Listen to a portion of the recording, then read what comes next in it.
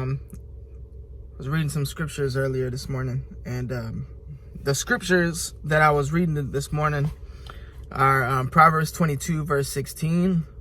When I was reading that, which I read the whole chapter, but when I read that, it stuck out to me. And what came to mind from reading that was Matthew 10 verse 41. And I will put them right here. Proverbs says a person who gets ahead by oppressing the poor or by showering gifts on the rich will end in poverty. Which brings me to what Jesus said in Matthew. If you receive a prophet as one who speaks for God, you will be given the same reward as a prophet. And if you receive righteous people because of their righteousness, you will be given a reward like theirs. One of my takeaways, because there are a lot of things you can take away with this, and I would like to hear what you guys think about it and what you guys take away from these verses. But I tend to connect them together. One of the things that I take away from it is really is just your intentions. You know, do you have ill intentions, or do you have a pure heart, pure motives? Are you really there to help people or receive from God?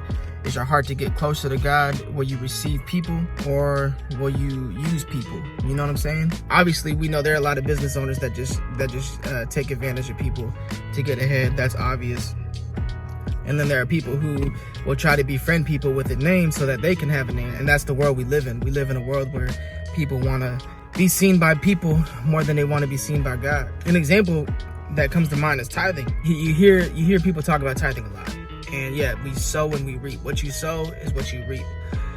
And some people, you may tithe a lot and because you want to receive a lot. But I think personally, my standpoint is that's the wrong way to do it. If you're tithing or you're giving, I don't even have to say the word tithing. If you're giving to someone because you want to benefit off of it, you don't have pure motives. You're doing it for your selfish gain.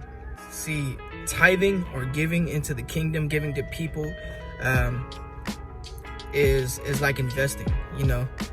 But when it comes to spiritual giving, like tithing or giving or offerings or love gifts to people, it is an investment, but it's not simply a business investment. See, everything in our culture is like turning into business, and relationship and connection is starting to go out the window.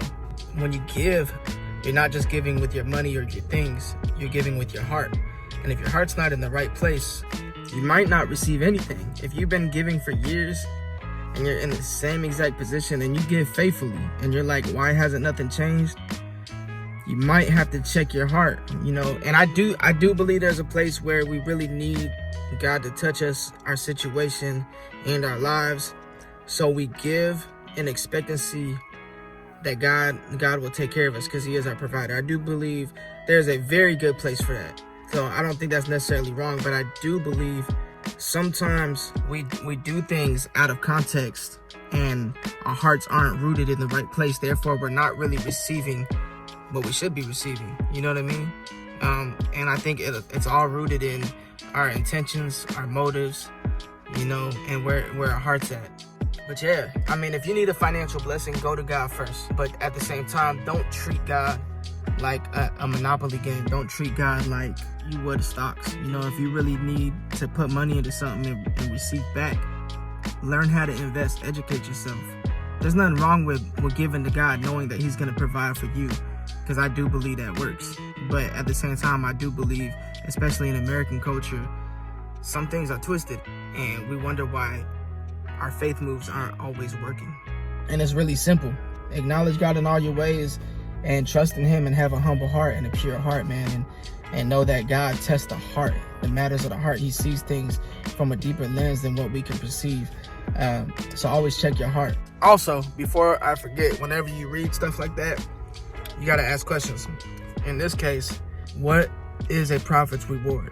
Because if you're receiving a prophet's reward, what is a prophet's reward? That might be a topic for another video. And just remember, before I go, seek first the kingdom of God and his righteousness, and all these things shall be added unto you. Be blessed.